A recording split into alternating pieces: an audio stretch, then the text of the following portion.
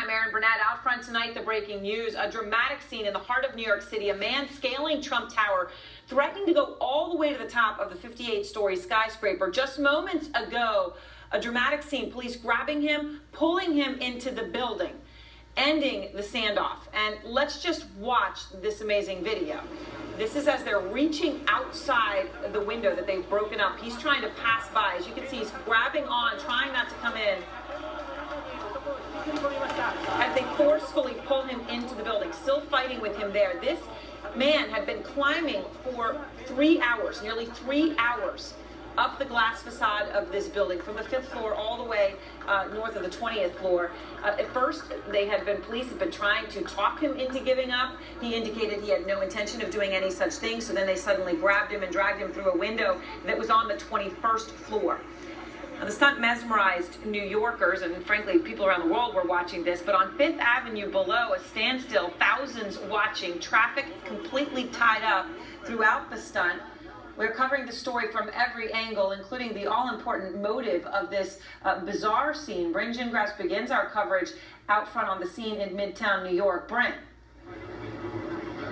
Now, Erin, what you couldn't hear from that video was the gasp that was let out from the crowd here on the ground near 5th Avenue in Manhattan. Everybody just waiting to see if this man would get safely into that window when police pulled him in. Let's zoom all the way up there. That is the 21st floor where police were actually able to finally get him to safety after attempting to get him inside at the 16th floor. The man with several large suction cups scaling the side of the building, as you said, Erin, for nearly 3 hours today. At times, he was removing things from a backpack, throwing them down to the crowd. Again, the crowd gasping in all of those moments. And we do know that he told police in discussions with the emergency service unit officers that his name was Peter. He also referenced a YouTube video that police are looking into titled "A Message for Mr. Trump." So these are all a number of things that police are looking into. We're also currently waiting for a news conference by police. What I'm told by sources right now is they are deciding if they're going to bring that man to the hospital right now or place him under arrest. So these are all things that we're still waiting to hear, questions that of course need to be answered, and we should get some more answers momentarily, Erin. Brent, you just referenced a video that they're trying to, we're confirming if it is indeed him, but it's a very bizarre video. He says he's a Trump supporter, but it comes off as a very bizarre, possibly ill person who, in a sense, it sounds like threat to Donald Trump. And that was the real scare here, Erin, and those are the questions that they're trying to find out right now, is what exactly was his motive? And another question, Erin, how did he even get up this building to begin with? This is, of course, a presidential candidate, Secret Service involved, so how did a man able to even start climbing up this building? So these, of course, are a lot of questions we're going to be asking when police talk to us very soon, among many questions, Erin. All right, Bryn, thank you very much. We're going to be going back to Bryn as we have more on this. I want to go now, though, to Shimon Prokopez. Shimon, you have been talking to police. What are officials telling you about who this man is? So we know his name, but we're not reporting it right now. But all we know is what police have initially told us is that his name is Steve. They believe he's from Virginia. And they're basically now trying to learn more about him. We haven't been told what more they know about him. Sort of their whole process and sort of their focus was getting him in. So now the investigation begins, and who he is and what his motives are, and could there have been something much worse? That was he up to something else here? But they don't think that, but certainly they're going to look at that. But we do know, his name is Steve. We don't know how old he is. We know he made this YouTube video. So they know a lot about him right now. So, Shimon, I'm sorry to interrupt you, but we did just, finally, we have this video now. I just want to play a clip of it so viewers can see this person and what he said before he did this, and then give you a chance to talk about some of the reporting on it. Let me play it. Hello, Mr. Trump. Do excuse my manner of appearance. I just don't know how many people will watch this, and I'd rather not be recognizable.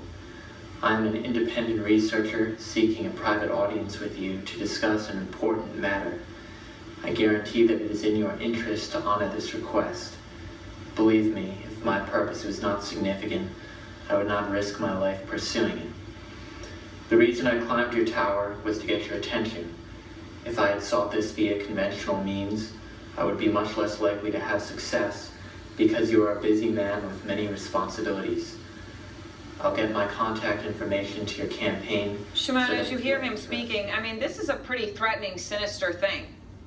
Yeah, but, you know, I think right now, I've just got off the phone with a source, and I think right now they may actually take him to the hospital for some kind of a psychological exam. I mean, we don't know what he was up to, and it certainly does sound it.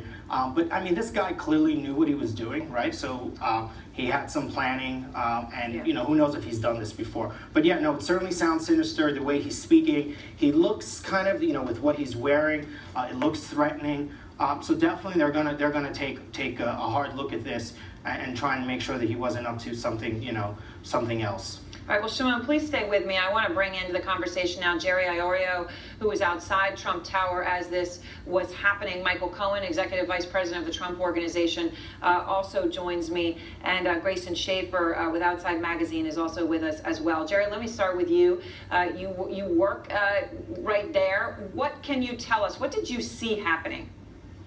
I just saw a man when I spun around my desk climbing the side of the building, and clearly wasn't a window washer, but at first it wasn't too alarming until you realize that people were starting to get worried about the high scale on the side of the building, and then I realized the cops were showing up, and then it became a situation where it's clearly he wasn't supposed to be there, so there was a lot of activity around that, and that's when the action started to take place about bringing him in. And could you see anything about what he was doing, whether the look on his face or what he was carrying or anything, Jerry, from where you were? Yeah, he had a backpack and he had like a water bottle hanging from it. And then what I saw was he took out it looked like a MacBook Pro. It was a bigger computer. He threw that to the ground, and then he took out what looked like a spiral notepad and flipped through 2 or 3 pages and put it against the glass to kind of have whoever's on the other side read it, and then dropped that to the ground. We showed the police his backpack, made sure there was nothing else in there, and then just went on his way, moving left to get away from where they were trying to grab him, and continue scaling. And Shimon, from what you've been talking to with your sources, does this fit with it that he had some sort of message perhaps that was on that spiral notebook piece of paper that he held so someone could read it inside, or what he did with his computer? So I don't know that they've had an opportunity yet to sort of look at that stuff and review some of the stuff that was, last I checked, they had not been able to sort of look inside his bag yet. I don't know if they're going to wait for a search warrant.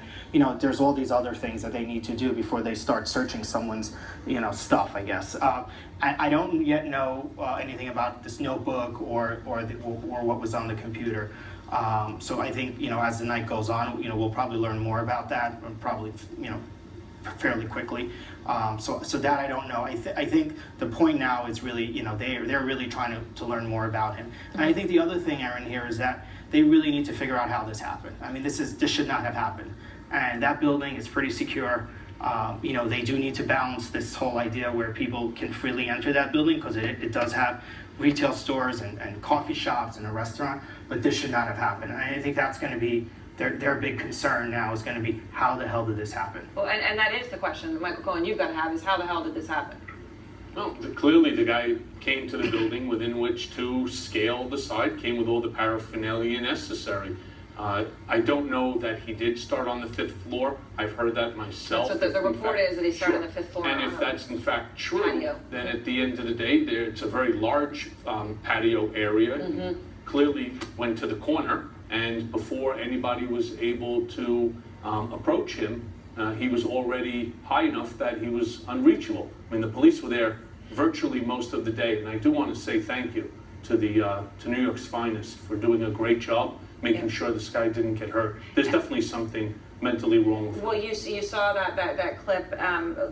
Do you feel that this was a threat to Donald Trump? I don't know. I'm not law enforcement, but if I had to just go on my gut, I would say no. I just think he's a disturbed young man who was seeking attention. What information he wanted to give to Mr. Trump, he clearly could have sent by U.S. postage, or he could have made a phone call to the office and just left the message.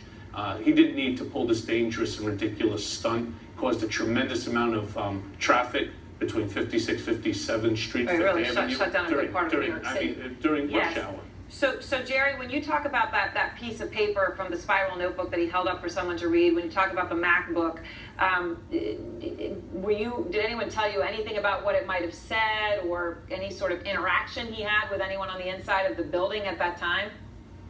No, I just was looking from across the way and just saw him do that action, and it was scary enough because he had no safety harness. So at any point he fell, that was what we were really concerned about. So. And Grayson, let me ask you this question. You just heard Jerry say he had no safety harness, and the big question, of course, is how did he do this? How did he do this, do you think? Well, it looks like he actually did have a sort of standard, climbing harness on, and had 4 of these industrial strength suction cups that you can order on the internet. And he was using a type of climbing, known to big wall climbers called aid climbing, where he had, 3 points of contact on the building at any one time, and was also anchored in with his suction, with his climbing harness. So he knew what he was doing. It looked like he knew what he was doing, and it looked like, he wasn't going to tire out and drop off the wall. I mean, at any point when he was tired, he could just hang in his harness. So it appeared as though when this altercation finally ended, it was as the police were able to reach out the window and, clip a carabiner onto his harness and then haul him in that way and pull him with the suction cup still attached to him. So it looked like it was actually all done with a fair amount of safety. Chris Voss is with us now, former FBI hostage negotiator. Chris, he had indicated when they were negotiating with him, he had no interest in stopping his climb. He was going to go all the way to the top. So as you saw, they had to forcibly bring him inside the building by blowing out a window and bringing him in on the 21st floor. What do you think the motive possibly could have been here? All we have right now, you hear what Jerry's talking about, the computer, the spiral notebook with a message for someone inside, and that very bizarre video where he said he had a message for Mr. Trump. Yeah, well, this is, you start looking at actions as a form of communication. And his intensity on getting Mr. Trump's attention here is what is actually disturbing, and the lengths that he's willing to go in order to get that attention. And this is a tremendous focus, tremendous amount of planning, tremendously unusual for some secretive message. So the guy is, unfortunately, a little bit disturbing with the intensity and focus that he has on Mr. Trump and the point that he's trying to make here by scaling this particular building. So this guy probably would prove to be a danger if he isn't dealt with. All right, well, thank you all very much for being with me. Donald Trump actually is about to take the stage right now, speak live at a rally in this hour. Is he going to talk about this incident that happened today at Trump Tower? And, of course, will he talk about the Second Amendment comments that he made last night about Hillary Clinton and newly released emails between Clinton Foundation officials and Hillary Clinton State Department staff? What do they say? These are pretty shocking. Plus more on the breaking news of what we're learning about the man who scaled Trump Tower and why he did it. That fast-moving story right now as he has been apprehended in custody at this moment.